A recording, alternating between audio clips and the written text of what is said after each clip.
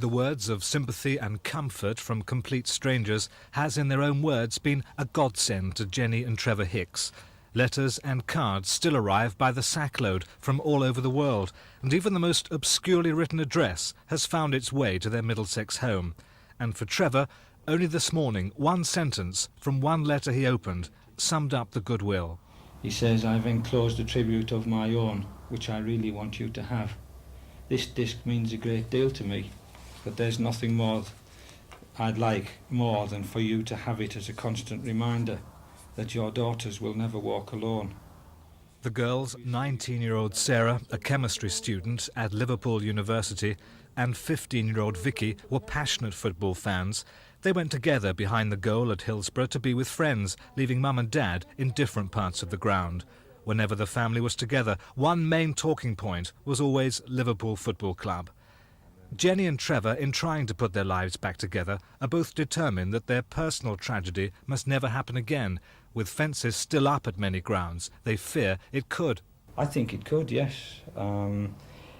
If you think that one of the sad parts for us is that nothing has significantly changed and won't do for perhaps a year, perhaps 2 years, before any real effects from Hillsborough will show on the terraces.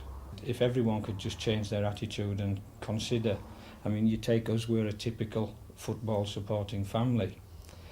The pendulum has swung too far if you like, defending the pitch from the hooligans, instead of letting the real supporters get on and have a family afternoon's fun, if you like, supporting their team. The government seemed determined to bring in identity cards as a means of crowd safety. Do you think this will help in any way?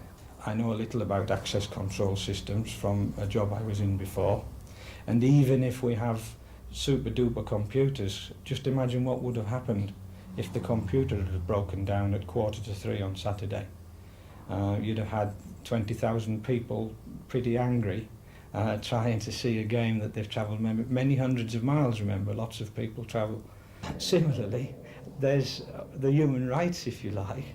Why should we, as perfectly respectable people, have to carry an ID card just because we want to go to football? Whereas anyone going to cricket at Lord's, for instance, who could be a thief, a vagabond or anything else, doesn't. Part of what we're doing to you today is to try to let people see that fans aren't hooligans, and that, you know, they should get justice, if you like, and a fair crack of the whip at the inquiry. What justice can there be for you? Obviously, nothing can bring our two daughters back. All we're trying to do is, in their memory, if you like, is to make sure that the game that they loved so much is improved significantly on the back of this terrible disaster. There's an awful lot of things that can be done. Okay, they're going to cost money. We're talking of redistribution of the wealth within football, perhaps. It's the fans pay the wages of the officials, of the players, of everybody. And it's perhaps times that everybody started to consider the fans a lot more, not just when there's a tragedy, but on every Saturday at every ground. There's a great deal of money coming in now from the public. Do you think some of that should go back to the grounds in order to improve facilities for fans? Yes, we were asked the question, for instance, should the FA Cup go ahead? Now, we feel, as we said earlier, that yes, the clubs have to carry on. There has been a period of mourning.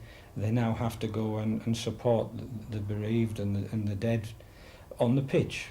But, for instance, the FA should do something with perhaps the receipts from the rest of the FA Cup competition.